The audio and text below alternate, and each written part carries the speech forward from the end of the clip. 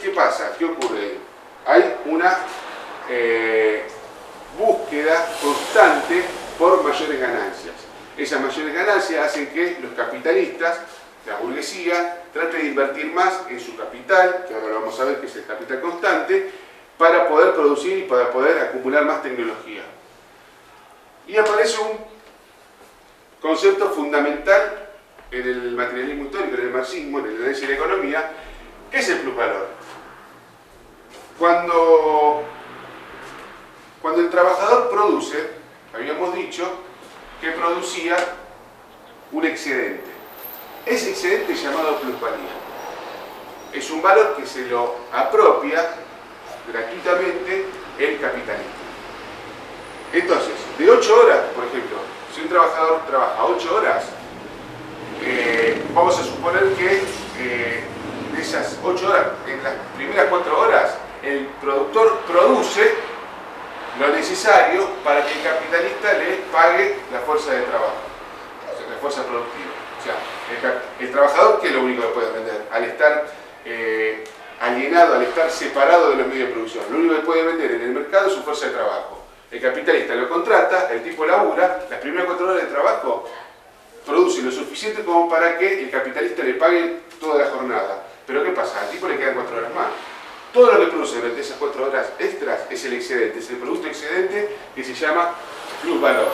El plusvalor puede ser de dos formas, absoluto y relativo. ¿Es el plusvalor absoluto? Cuando de 8 horas tiene que laburar 12.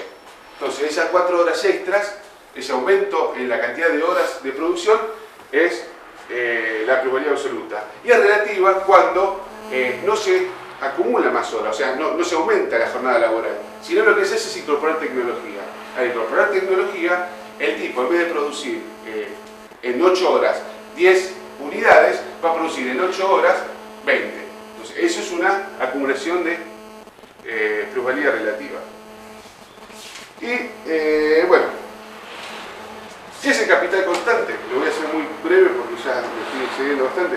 El capital constante es todos los bienes que el capitalista invierte. O sea, son los inmuebles, es la materia prima.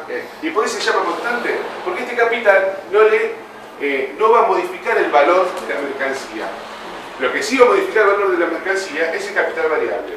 ¿Qué es lo que el capitalista invierte para comprar fuerza de trabajo? El capitalista que compra fuerza de trabajo sabe que esa fuerza de trabajo le va a incorporar al producto valor. ¿Y cuál es el valor? Es la plusvalía. Composición orgánica de capital es la relación que hay entre el capital constante con el total del capital.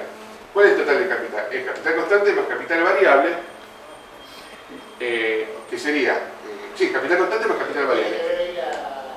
La plusvalía. Pero inicial, porque la 2, C. Sí. La variable se...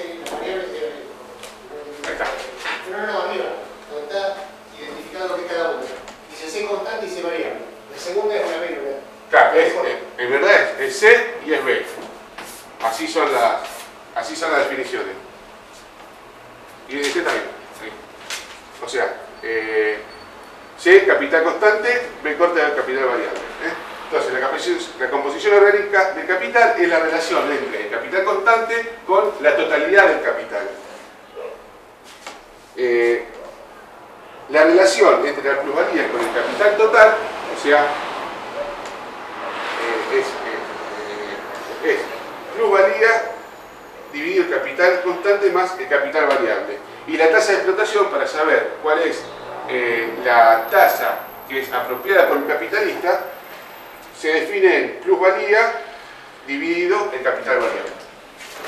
Bueno, eso es lo más o menos, esas fórmulas son mucho más complejas y si me las preguntan, la verdad es que medio que no lo único que sí es la composición orgánica de capital, pero las otras son más complejas de darse cuenta y de poder interpretarla de manera objetiva, por lo menos para mí, no me resulta fácil esa cuestión fórmula. Bueno, espero que, no sé si tienen alguna pregunta, si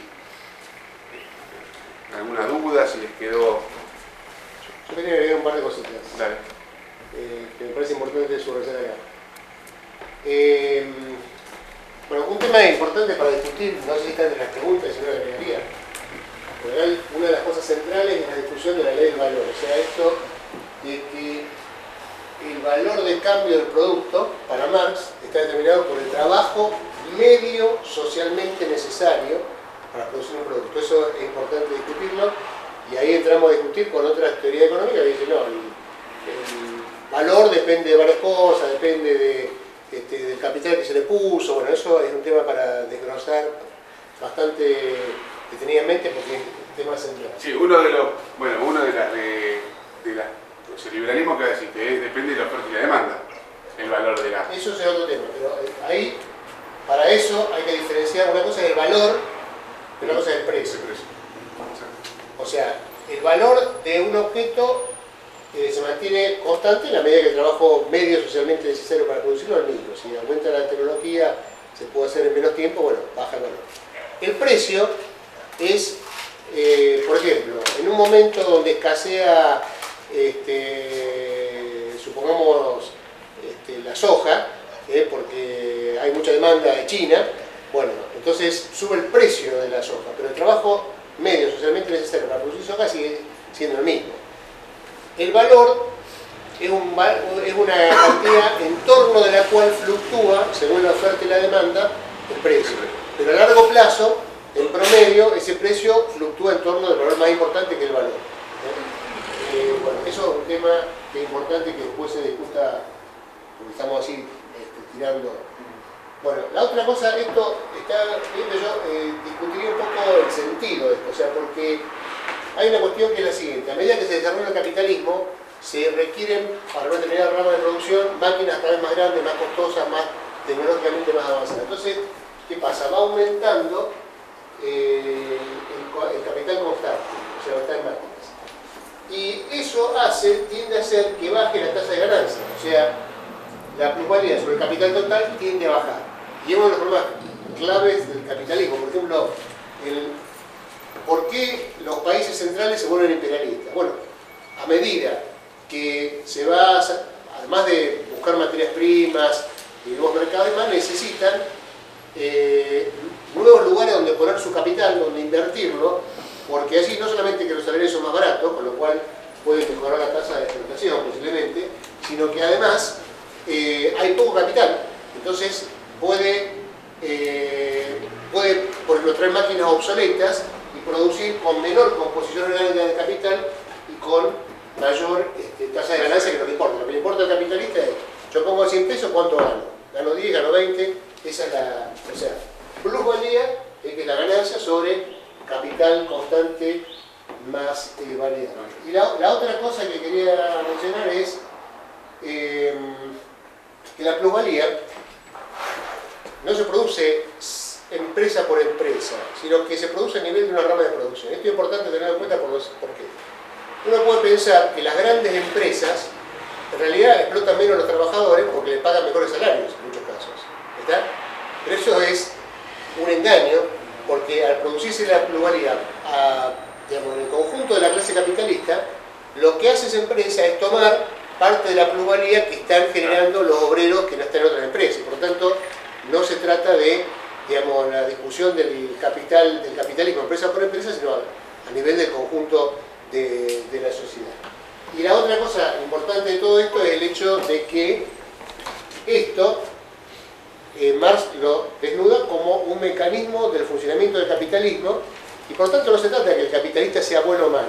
Para funcionar el capitalismo tiene que explotar al obrero, eso es inevitable.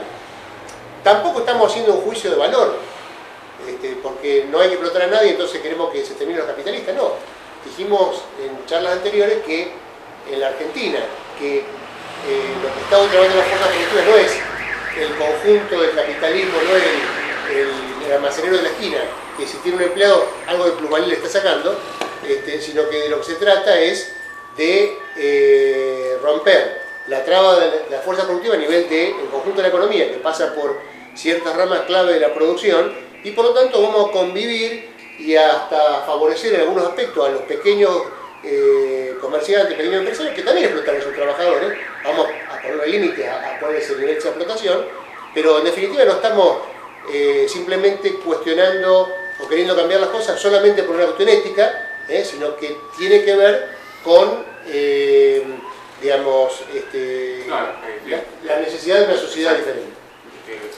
En esa necesidad de la sociedad está, o sea, ¿por qué hay tanta necesidad insatisfecha? ¿Por qué se dice que? Bueno, porque habíamos dicho que la economía capitalista es anárquica, o sea, el capitalista va a producir de acuerdo a los productos o a las mercancías que le permita tener mayor tasa de ganancia, no va a producir de acuerdo a lo que necesite la sociedad. ¿Se entiende esto? O sea, la sociedad, o sea, tiene que haber una cierta intervención en la producción para que se permita producir primero todo lo que todos los seres humanos que viven en Argentina, en este caso, necesitan para vivir. Y después se producirá, ¿no es cierto?, el resto de las cuestiones ostentosas o innecesarias en principio.